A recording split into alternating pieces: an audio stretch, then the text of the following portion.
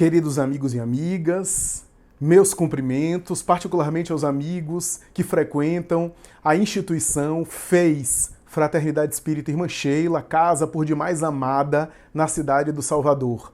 Essa é uma palestra que está subordinada à programação da casa mencionada. Como é sabido, no mês corrente, a casa tem trabalhado a obra Pensamento e Vida, que é de produção mediúnica de Chico Xavier, da autoria espiritual de Emmanuel, o espírito nobre Emmanuel, e Pensamento e Vida tem sido abordado aí nos seus diferentes capítulos. Nessa palestra de hoje, iremos abordar o tema trabalho.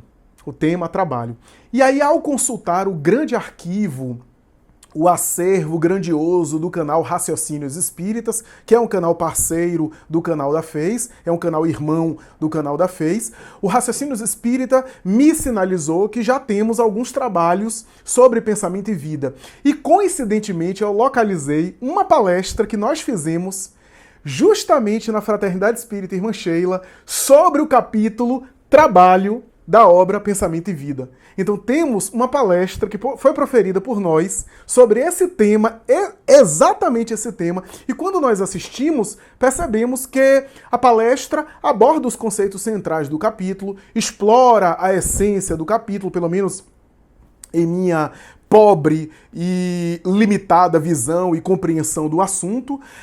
Creio eu que exploramos ali o conteúdo central, a essência, os conceitos gerais e básicos do capítulo, e ao meditar, ao refletir, eu percebi que se eu gravasse aqui novamente uma palestra sobre esse capítulo, eu iria abordar praticamente as mesmas coisas, talvez com palavras diferentes, talvez um ou outro detalhe diferente, mas basicamente aquilo que é essencial, aquilo que é básico, está lá proferido nessa palestra. Palestra essa que nós proferimos, que nós enunciamos no dia 29 de julho do ano de 2018, justamente na FEIS. E aí tem um outro objetivo. Com essa palestra, vocês vão poder matar um pouco a saudade da Fraternidade Espírita Irmã Sheila, porque eu apareço no vídeo, no ambiente do Sheila, sem máscara, na época anterior à pandemia, que nos acomete atualmente. É uma forma também de matar a saudade e nos preparar na expectativa futura dos encontros presenciais,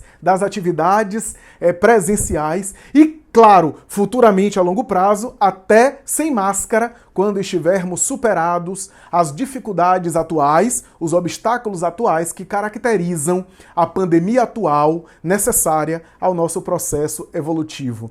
Então, Pensamento e Vida, tema trabalho, capítulo trabalho, será abordado por nós logo mais na palestra que iremos rodar justamente no ambiente do Sheila. Mas antes disso, eu torno esse vídeo não exatamente igual ao vídeo do Raciocínios Espíritas, porque ele vai ter um diferencial. Ele vai ter um caráter especial, um caráter diferencial, que é um momento artístico. Um momento artístico no começo da palestra, à guisa de prece inicial, e um momento final, à guisa de prece final, um outro momento artístico. Eu tive a honra de conhecer uma amiga e irmã do movimento espírita da cidade de Itapetininga, portanto do movimento espírita de São Paulo, interior de São Paulo, Itapetininga. Eu me refiro aqui à senhora Cecília Maria Torres Tibes Tamura. Eu tive a honra de conhecer essa senhora, essa querida amiga, que teve a gentileza de aceitar o nosso convite porque ela toca piano, dedicada ao piano há anos, estudando música, estudando piano, uma exímia pianista cuja arte me encantou e que realmente é fruto da dedicação dela. E tenho certeza que depois que vocês conhecerem a arte da Cecília, ela com certeza vai despertar o interesse de outras pessoas para convidá-la, para que ela possa contribuir. Afinal de contas, o nosso movimento espírita engrandece tanto com participações artísticas. Cecília estuda música, inclusive música erudita. E nós teremos a oportunidade, no momento atual, de ouvir a arte dela, de peças de grandes mestres da música universal, da música internacional, sobretudo da arte mais pura, abstrata, da tradição, especialmente do Ocidente, da arte chamada a arte da música clássica, da música de concerto. Então, sem mais delongas, vamos ouvir essa parte inicial com Cecília, tocando algumas músicas, e depois a nossa Cecília volta. Cecília é trabalhadora do Centro Espírita Guerra Junqueiro.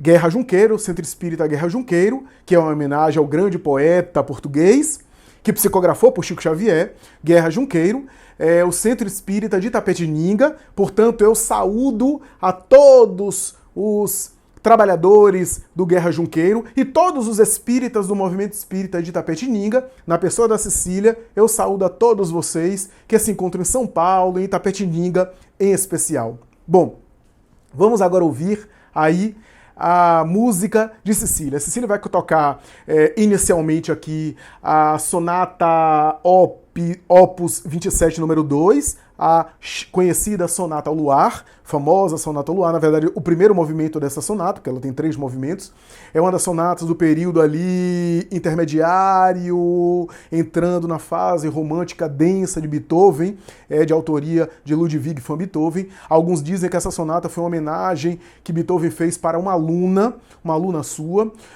Outros dizem que era uma homenagem para alguém que ele pediu a mão em casamento e o pai da jovem rechaçou, porque casar com músico não era uma grande coisa para as filhas na época. Enfim, só estou contando aqui algumas curiosidades. O nome Ao Luar provavelmente não foi Beethoven que deu, foi mais tarde alguns outros autores que deram, porque entenderam, sentiram que esse movimento inicial, especialmente esse movimento inicial, parecia traduzir uma noite de luar.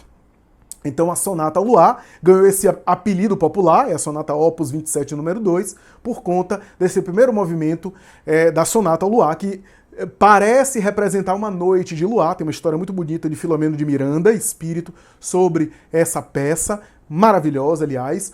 Portanto, primeiro movimento da obra Sonata ao Luar, a Opus 27, número 2, de autoria de Beethoven. Depois, Cecília vai tocar para nós a Ave Maria de Bach Gounod. Por que Bach Gounod? Já que Gounod é quase que 150, 140 anos depois de Bach. Como é que é uma peça produzida por 2 compositores que viveram em épocas diferentes? Eu vou explicar.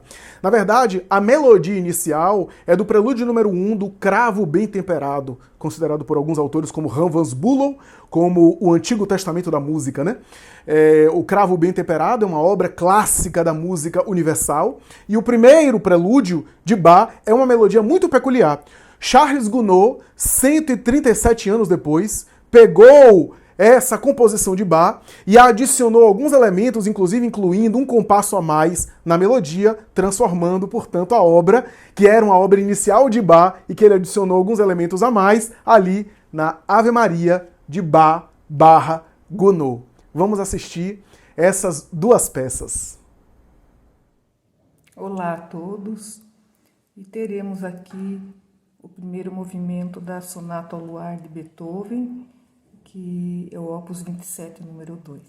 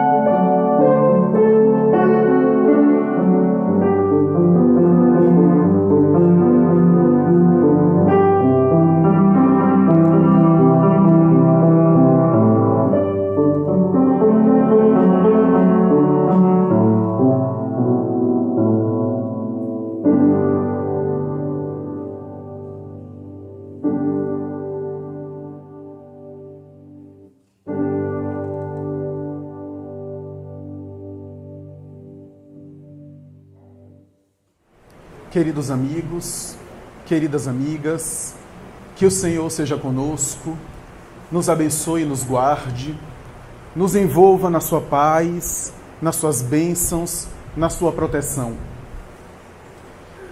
Tecnicamente, a palavra trabalho tem origem, pelo menos de acordo com os melhores estudiosos da linguística, da lexicografia, da etimologia, da enciclopédia, associam o vocábulo a uma expressão que possivelmente vem do latim tripalium.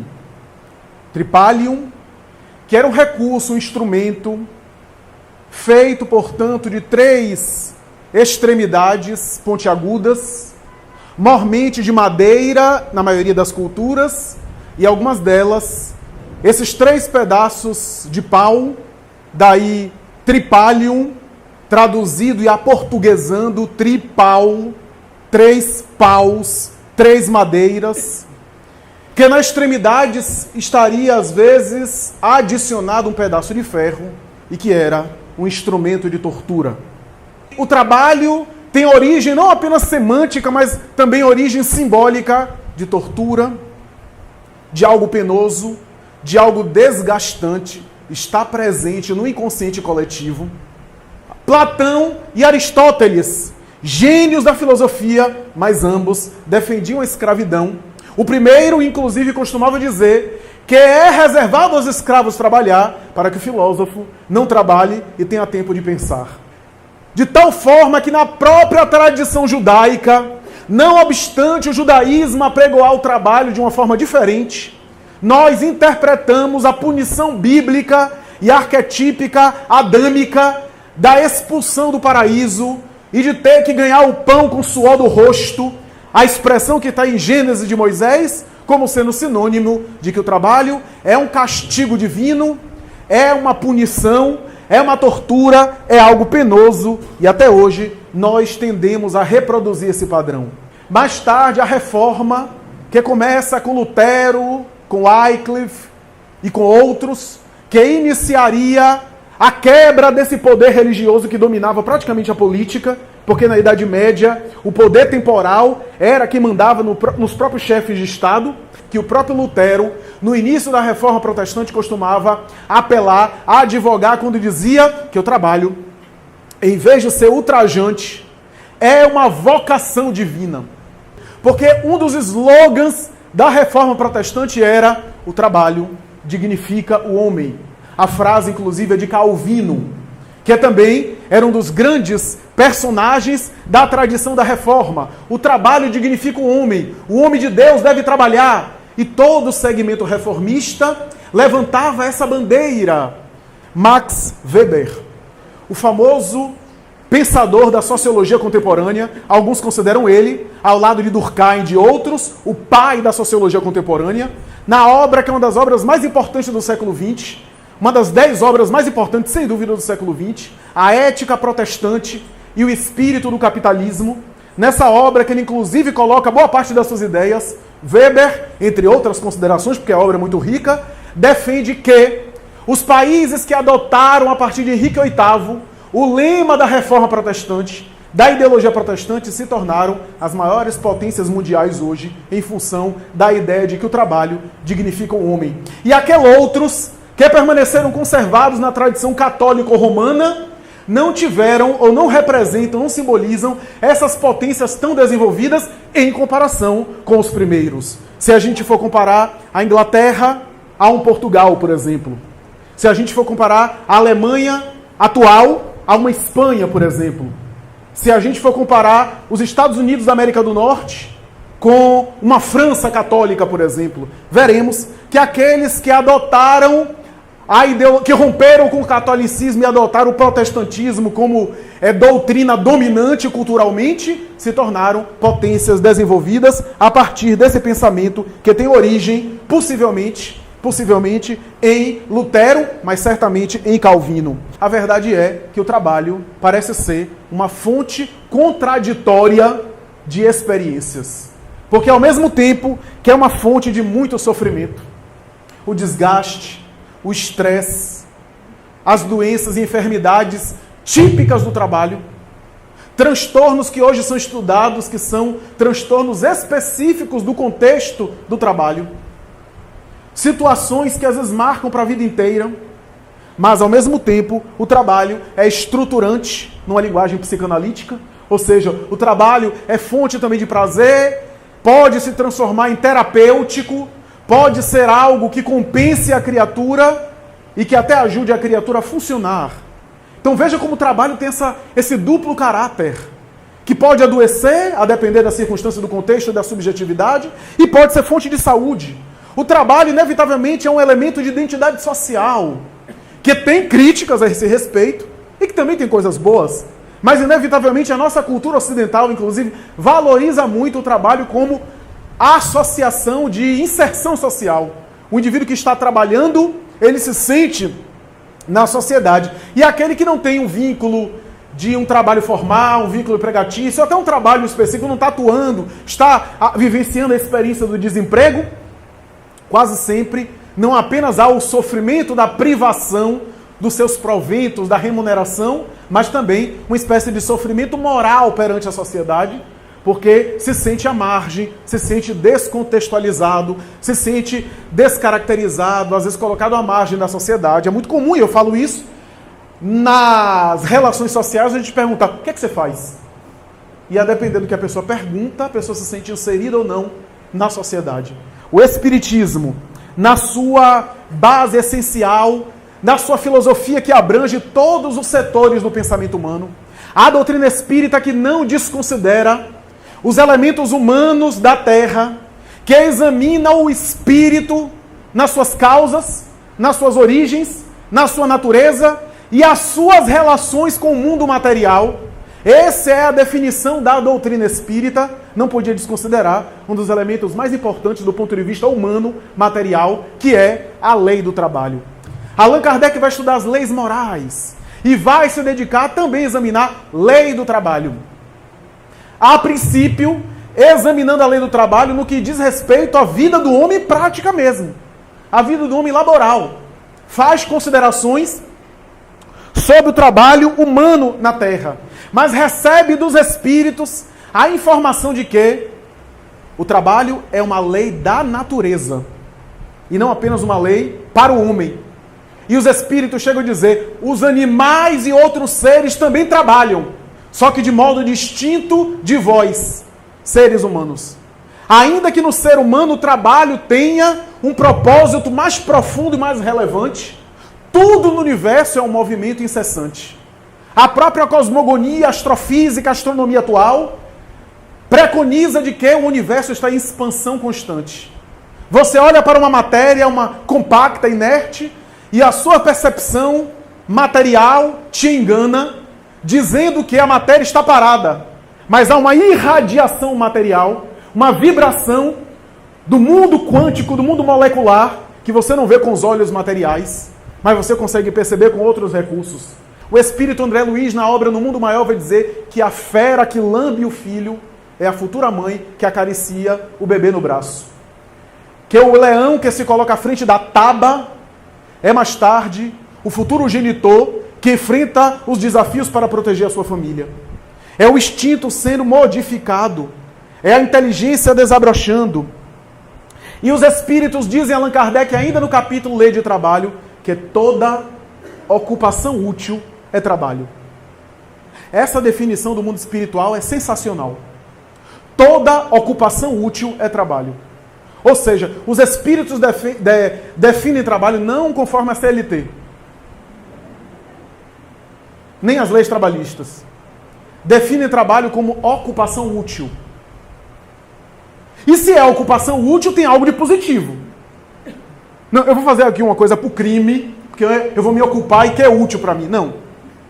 Se é útil, é porque tem algo de positivo moralmente falando. Está embutida a ideia de que toda ação que fomenta o progresso é trabalho. Toda ação que fomenta o progresso é trabalho.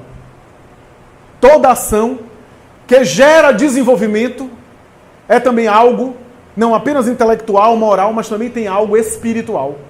Porque o progresso na doutrina espírita tem a ver com a evolução do espírito. Seja no campo da tecnologia, seja no campo da religião. Porque o espírito é um só.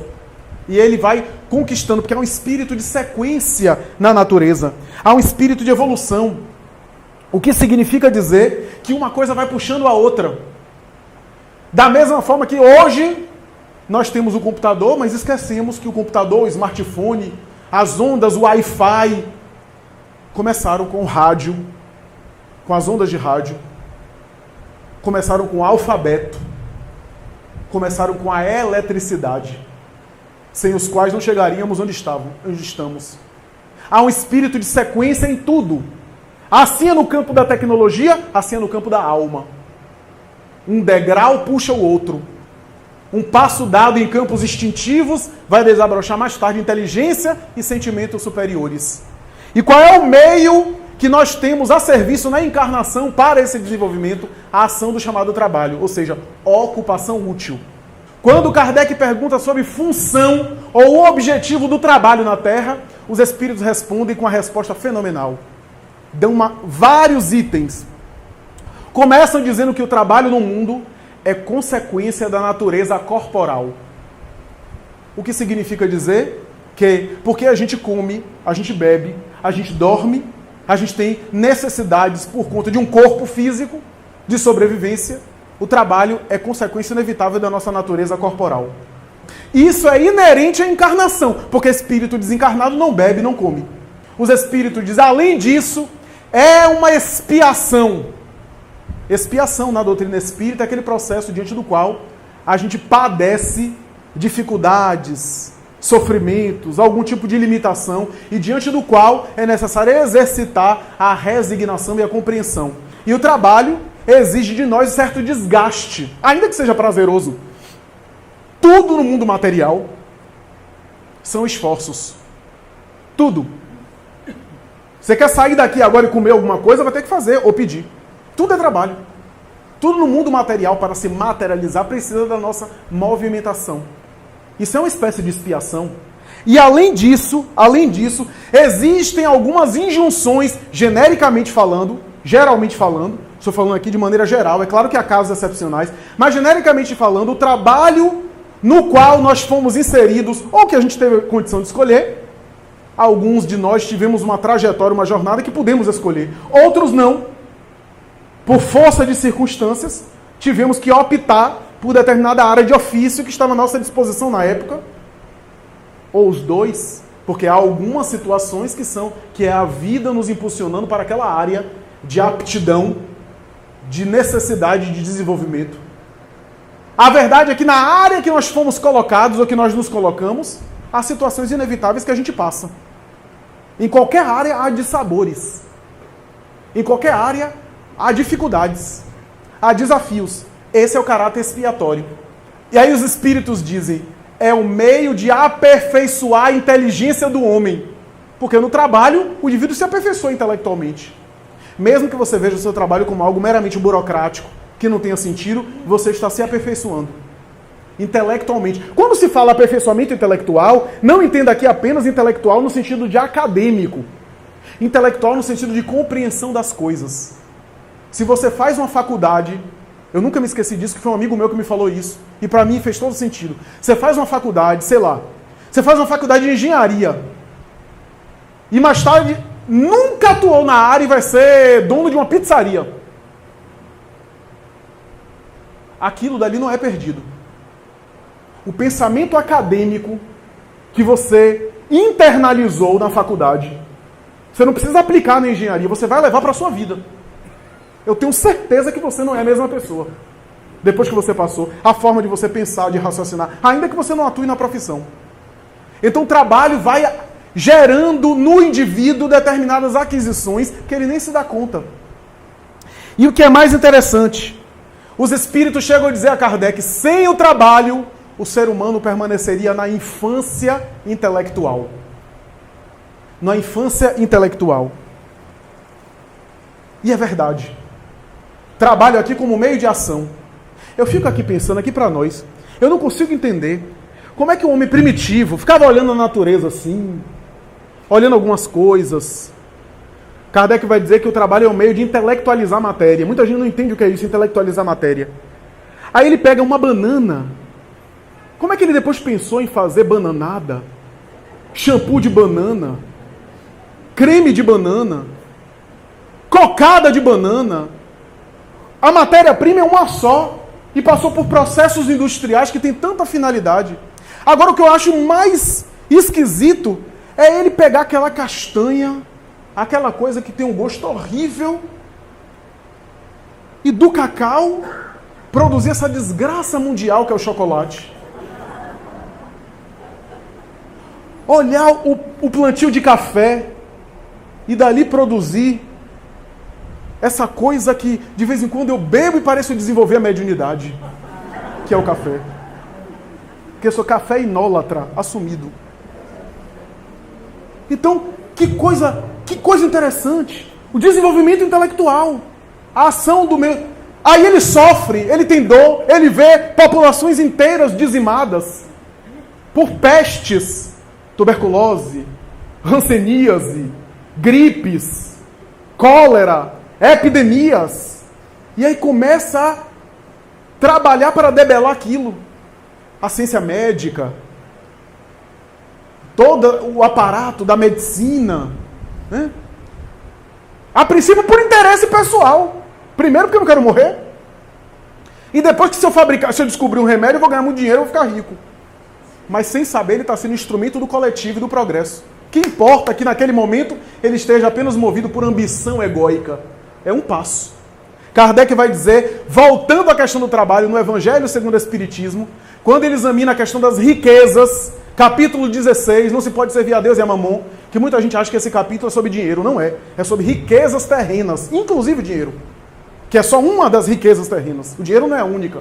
E Kardec, quando fala sobre as riquezas monetárias, ele vai dizer, a princípio, a riqueza é um elemento de progresso, sem o qual o homem não trabalharia. Porque graças ao querer ganhar, ao querer ter, exclusivamente por necessidades materiais, a princípio por sobrevivência, no homem primitivo, porque não tinha um valor amoedado. Depois, por valores amoedados, por interesse material, sem saber, por interesse material, ele quer ganhar mais, ele aprimora, ele se desenvolve intelectualmente, ele atrita nas relações, ele bate cabeça, ele evolui, e a princípio, ele vai evoluindo intelectualmente, ele vai satisfazendo, primeiro, interesses monetários, financeiros, interesses intelectuais. Tem muita gente entre nós que já está assim. Não, eu não quero ganhar dinheiro, eu também quero a minha satisfação intelectual, quero mestrado, quero um doutorado, quero um MBA, quero isso, quero aquilo. Também tem o desenvolvimento intelectual. E aí ele vai dizer, tudo isso são passos, Kardec vai dizer, para mais tarde ele sentir falta das necessidades morais. E ele vai perceber que está tudo interligado. Está tudo interligado. A gente já está um pouco nessas necessidades. Já estamos ensaiando. Por quê? Porque se eu trabalho numa empresa, eu sou pai de família, tenho 3 filhos, eu tenho, sei lá, conta para pagar. Então, o cliente chega de mau humor, eu tenho que tratar bem ele. A princípio por interesse, não é por caridade, nem por evolução. Só que aquilo, durante anos, eu tratando bem o cliente, sendo benevolente com o cliente, eu estou evoluindo. Eu estou exercitando. Ainda que eu não tenha esse bom humor toda hora, ainda que em casa a esposa aguente eu descarregar em cima dela, mas já estou treinando, evoluindo. Porque se eu não tivesse nada disso, eu trataria mal e daria na mesma moeda. Mas como eu tenho um filho que tem que ir para a escola, eu tenho que aguentar as pontas. Então, por interesse material, eu estou me desenvolvendo moralmente também. Eu estou me desenvolvendo a disciplina, a rotina, o horário, o compromisso. Então, isso durante anos vai internalizando no espírito, a relação dele com a disciplina, a educação, o compromisso. Aí alguém me trata mal no trabalho. Como eu não quero ser demitido, eu não vou explodir com a pessoa, não vou voar no pescoço dele, não vou dar um mata-leão. Aí eu estou exercitando a tolerância. Eu estou exercitando a compreensão. Por isso que é expiação, porque eu estou sendo obrigado. Como dizia um amigo meu, Flávio, quando eu era jovem, eu era valente. Eu fazia sindicato contra a empresa que eu trabalhava, fazer revolução, queria explodir o prédio da empresa. Aí depois, agora que eu tenho 4 filhos, pai de família, eu fiquei medroso. Ele falou de brincadeira, mas ele estava falando a verdade. Ele amadureceu. Porque valentia não é isso, não é querer brigar com todo mundo. Isso é infantilidade. Então, é essa a ideia, a aquisição desses hábitos que ele vai introjetando. É claro que tem os excessos também. Os excessos e os desvios no trabalho. Tem gente que apela para o trabalho como fuga psicológica. Está com algum problema e compensa trabalhando até se acabar, até se exaurir. Porque o trabalho também tem a ver com a perspectiva, a relação emocional que eu estabeleço com ele. A forma como eu me relaciono com o trabalho é fundamental. Né? Ou seja, como eu vejo aquilo que eu faço? Deixa eu levantar aqui uma curiosidade. Não sei se é sabido de todos, mas especialistas na área de cardiologia já chegaram a atestar que o dia em que tem o maior número de infartos é segunda-feira. Disparado. É amanhã, calma.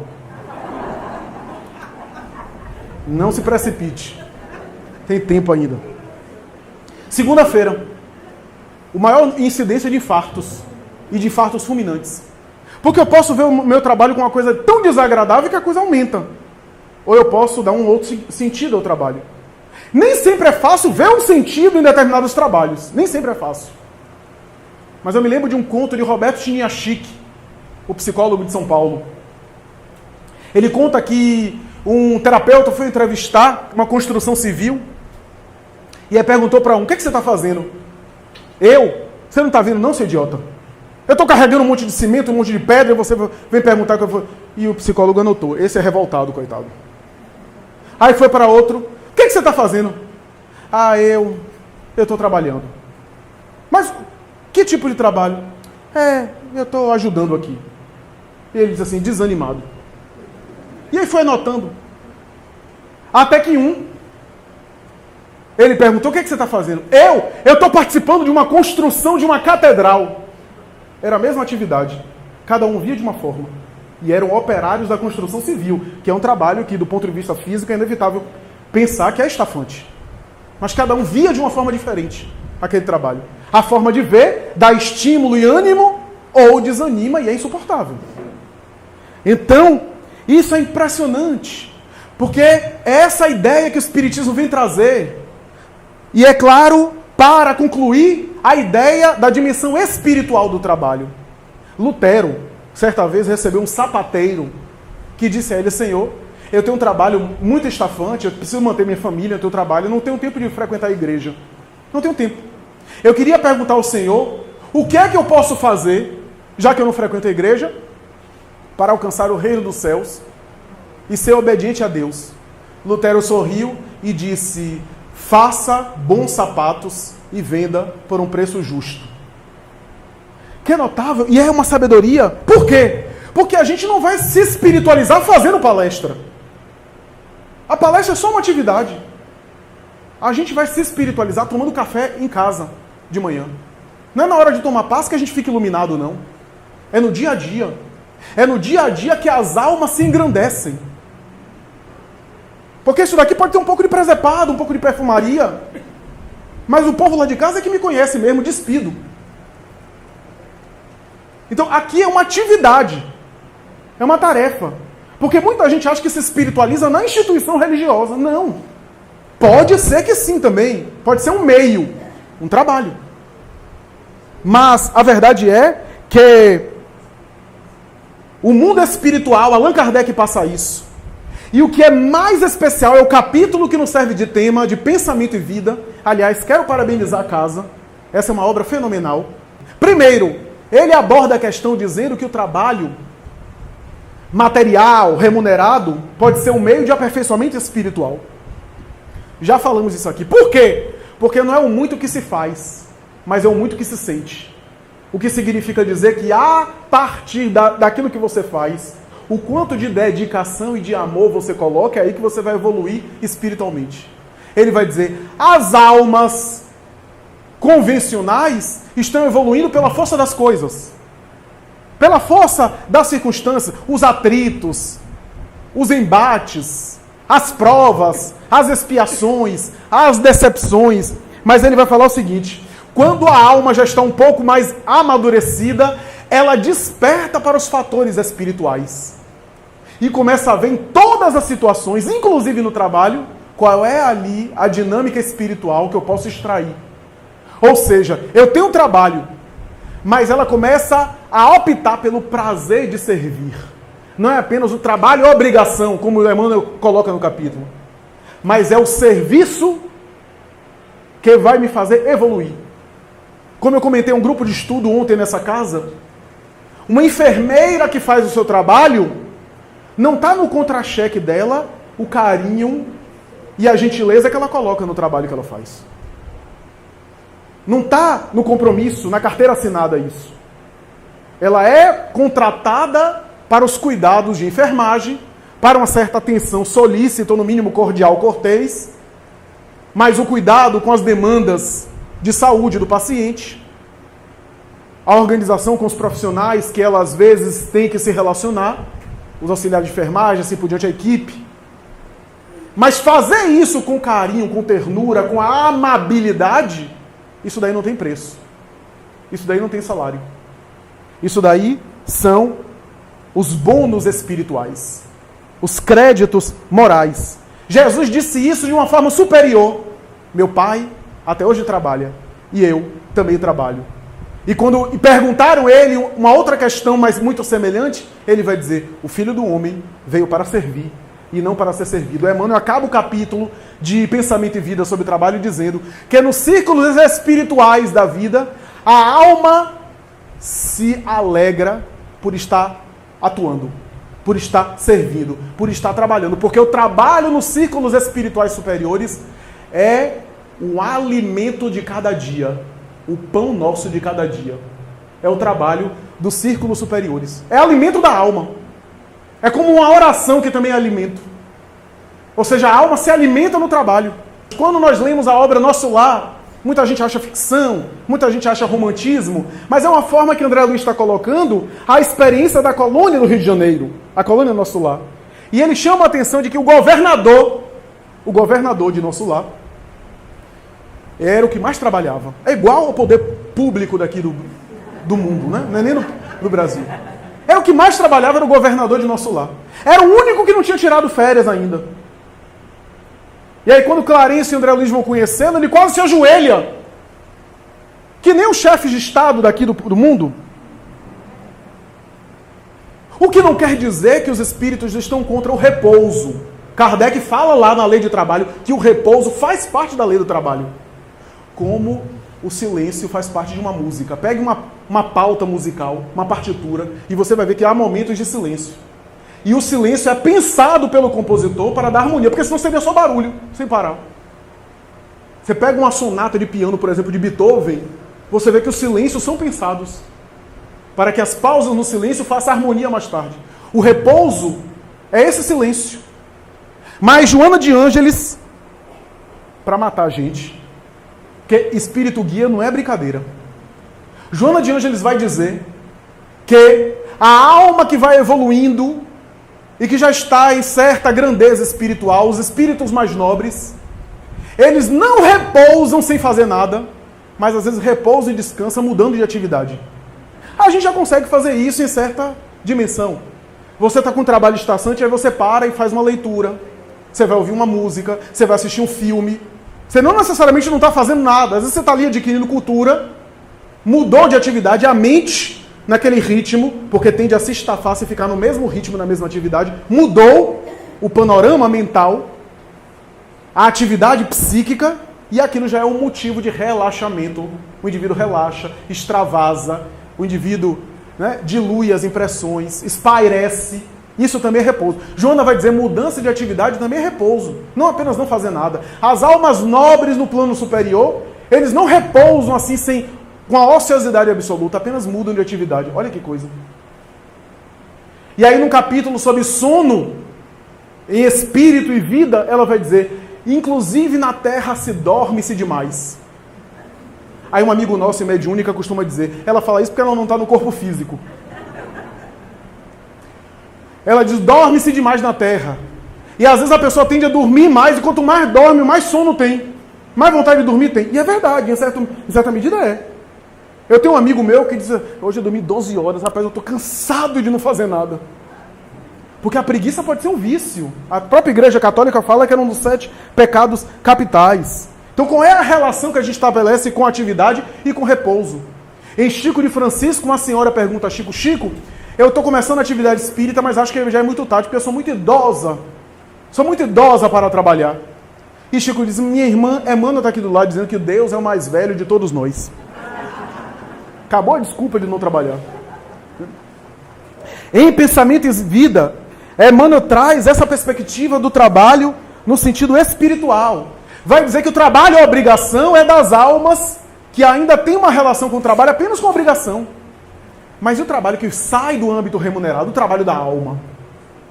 Seja na atividade profissional que você consegue se trabalhar moralmente, ou seja fora da atividade profissional quando você busca uma atuação espiritual. Emmanuel vai dizer, esses indivíduos já optaram pela evolução consciente. Porque, se você quiser evoluir, bater no cabeça, dá. Dá também. Vai ser aquele negócio arrastado, mas dá.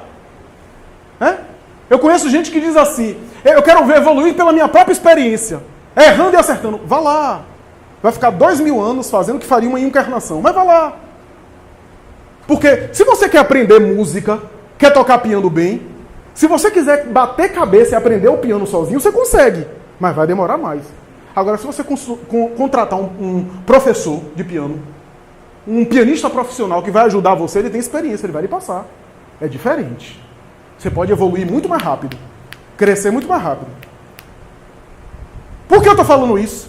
Porque na encarnação também você pode evoluir batendo cabeça pela experiência, ou você pode contratar um professor. Um coaching, se você quiser. Esse coaching é Jesus. Sabe por quê? Porque ele tem anos de experiência no mercado. Ele tem longos anos que pode dar a consultoria para você. Bilhões de anos na sua frente. Então ele pode lhe orientar com a sua vida. Ele próprio disse isso. Até João Batista, o reino dos céus era tomado pela violência. Prova, expiação, erro, reparação, culpa, arrependimento. Até o reino dos céus, até João Batista, o reino dos céus era assaltado pela violência. Era pelas dores, pela guerra, pelos assassinatos, pelas expiações. E ele dizia, a partir de agora, ele simbolizava o momento em que a pessoa escolhe evoluir. Opta por acelerar o seu progresso através do amor. Do amor que cobre a multidão de pecados. Emmanuel chega a dizer o seguinte, ele não diz com essas palavras, tá? Eu estou falando de uma maneira mais Flávio, mais baiana. Ele fala de maneira mais elegante. Né? Ele diz mais ou menos assim, se a evolução pelo trabalho fosse só agir, o umbral teria gente só evoluída. Porque nas zonas inferiores, o que tem gente se movimentando para lá e para cá não é brincadeira. Evolução espiritual que você extrai nesse prazer de servir pelo trabalho não é só a movimentação braçal. Não é só a movimentação de Marta do Evangelho. Lembram de Marta? Marta e Maria, as irmãs de Lázaro. Marta, Marta, disse Jesus, porque estás tão estressadas? Maria escolheu a melhor parte, aquela que não lhe será retirada. Qual era a melhor parte? Era ele. Porque o trabalho na cozinha, aqui para nós, as mulheres sabem disso, não tem fim. Não tem fim. Mas ele estava ali na casa e ela ficava na cozinha preparando o almoço. Não que os preparos para oferecer o almoço não seja importante, mas era a oportunidade. Maria estava ali. E aí Dom Helder Câmara tem uma frase, tem um pensamento que eu acho fenomenal em uma das suas obras. Ele vai dizer, o cristão verdadeiro tem o coração de Maria e os braços de Marta. Tem os dois. Por quê? Porque é necessário ter o ativismo, a operosidade, porque senão a gente não faz nada, não é útil a nada, ocupação útil. Mas se a gente tem só a ocupação, só a atividade, sem o envolvimento, a gente não evolui também, a gente não cresce. Porque a gente não aproveita da atividade que a gente faz para crescer com ela. Aí a gente entra no centro espírita e dá a cesta básica para os outros xingando a pessoa. Que evolução é essa? A cesta básica vai chegar ao seu fim e vai ser útil para a pessoa. Mas a gente aproveitou o serviço que a gente está fazendo para crescer? Os braços de Marta e o coração de Maria. Quanto eu estou evoluindo com aquilo que eu faço? Em nosso lar, André Luiz fala do bônus horas, que é uma coisa tão mal entendida em muitos espíritas. É um sistema de contabilidade ali. A alma irradia já o seu estado de serviço. O bônus horas é apenas consequência. Mas o que é interessante é que André Luiz ficou admirado porque, às vezes, um administrador de uma coletividade, a depender do seu serviço, ganhava a mesma coisa que um motorista de um transporte. E aí o benfeitor disse, não, mas aqui a contabilidade é diferente. Lá na Terra há profissões mais valorizadas do que outra. E nem sempre aquelas que são mais valorizadas é porque a pessoa trabalha mais. Nem sempre. Mas aqui não é apenas a quantidade do serviço, mas o nível de dedicação. E é isso que o bônus horas contabiliza. Então, o ponto lá é sofisticado. O ponto de trabalho não é apenas de horas que você deu, mas o quanto você se dedicou. Se você estava fazendo com bom humor, com dedicação, com generosidade. Chegando a dizer, o Espírito chega a dizer, olha aqui, o exercício da maternidade, a dedicação das mulheres, tem duplicado e às vezes triplicado o bônus horas. O exercício perfeito. Por isso que as mulheres, quase sempre na literatura mediúnica, estão mais evoluídas do que o homem. Eu tenho um filho de 3 anos. Aí eu faço palestra, vou para o grupo de estudo. Quando eu chego em casa, a mãe diz assim, pegue ele, pelo amor de Deus, que eu não consigo nem sentar no vaso sanitário. Eu vou fechar esse banheiro e ele fica batendo na porta. Quem é mãe sabe o que eu estou falando. Para concluir, eu me lembro da obra Há 2000 anos. Citei isso em uma palestra ontem. A obra Há 2000 anos fala da saga do próprio espírito Emmanuel, mentor de Chico Xavier. Como senador romano da antiga Roma, nas regiões da antiga Palestina, onde Jesus passou. Eu quero destacar apenas um trecho da obra, que é o momento final. Ele esteve com Jesus, se sensibilizou com Jesus, mas não soube compreender Jesus. Ele vai dizer que no final da vida ele começa a compreender o que Jesus havia lhe dito. Como senador romano, ele não havia se sensibilizado, estava no poder. Foi um tanto déspota com sua mulher. Ele era senador de Roma, mais importante que Pôncio Pilatos. Ele teve o processo de Jesus nas mãos. Sua mulher era uma mera patrícia, dona de casa. Para os padrões da época, não tinha importância para o poder romano. Quando desencarnou, a sua mulher foi para regiões que ele nem podia ir. E ele, o senador romano, ficou inacessível a ela. No mundo, ele era muito mais importante. Mas a dona de casa era mais importante após a morte. Mas o que eu quero destacar é o seguinte, no final da vida, Lívia, sua esposa, já havia sido morta, foi assassinada no circo máximo, pelos leões que a devoraram, como cristã. Ele, que nunca se tornou cristão. Estava ele, Flávia Lentúlia, sua filha, ambos vítimas de uma cegueira. Já estou contando o final do livro, estou que nem Silvio Santos. Ele cego, meditando, com saudade de Lívia. Por volta dos anos 70 da nossa era, Roma foi vítima de uma grande erupção. A famosa erupção do Vesúvio, o vulcão, que incendiou praticamente toda Roma. E ele foi vítima. Emmanuel narra que estava ele, Flávia Lentúlia, ambos que tinham temperamentos muito semelhantes aqui para nós, o orgulho, o temperamento um pouco rígido.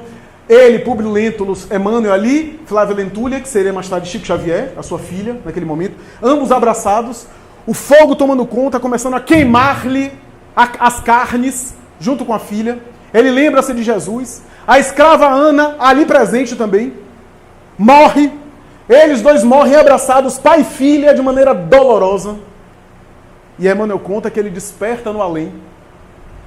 E ao despertar, ainda cego, sem conseguir ver, ele começa a gritar, Ana! Ana! Chamando a serva, a escrava. Ana! E aí chega Flamínio Severus, um amigo de infância romano, que já havia falecido há algum tempo. Se aproxima deles, Públio, o seu título de senador e senhor de escravos ficaram no túmulo. Sua escrava Ana está em regiões muito altas da espiritualidade. Desencarnou, está no reino inacessível a nós dois. Você era senhor dela no mundo. Mas o trabalho, porque não era uma escrava convencional. Porque tinha escravo aqui para nós na época que não valia nada. Era tão ruim quanto os senhores. Escravo orgulhoso, escravo cruel. Não é porque era escravo que era bom. Mas ela era uma escrava dedicada, escrava amorosa, cristã, mas nunca desrespeitou a família romana. Né? Amava também a esposa dele, que havia falecido. Era uma pessoa realmente muito boa. Desencarnou e foi para regiões infinitas, muito altas a espiritualidade. E ele gritando, Ana! O mesmo senador prepotente, né? Cadê você? E Eflamin disse, meu filho, aqui ela não é mais sua escrava. Aqui nós não temos escravos, não somos senhores um dos outros. Ela está numa região distante de nós, muito alta, merecidamente. Aqui você vai ter que caminhar com os próprios pés. E Emmanuel termina a obra abordando essa questão, que o mundo material é feito de aparências. Que aquela pessoa que está trabalhando de maneira modesta e que você não dá nada, que você acha que não tem valor nenhum, talvez você se surpreenda futuramente. Talvez você vai ter uma surpresa. Porque a gente nunca sabe com quem a gente está lidando, em termos espirituais. O corpo nos esconde, para o bem e para o mal. Mas a desencarnação nos revela como nós somos. Muito obrigado, muita paz. Maravilha, meus queridos amigos. Espero que vocês tenham gostado da palestra, que tenham apreciado o conteúdo e acompanhado o raciocínio que a gente desenvolveu. O momento final nosso vai ser duas músicas especiais. Uma delas é de Frédéric François Chopin, o célebre poeta do piano, como dizia Ivone do Amaral Pereira na obra Devassando o Invisível. Chopin, segundo as informações que ele deu à própria Ivone, teria sido o poeta Ovídio, poeta da Roma Antiga, e mais tarde reencarnaria como Rafael Sanzio, amigo de Da Vinci, conhecido de Botticelli e de Michelangelo. Rafael Sanzio, que era o poeta da pintura, e mais tarde reencarnaria em pleno século XIX, época contemporânea do próprio Allan Kardec, onde se apresentou e reencarnou-se como a personalidade de Frédéric Chopin. Uma vida muito especial na sua Polônia, mais tarde em Paris e no mundo.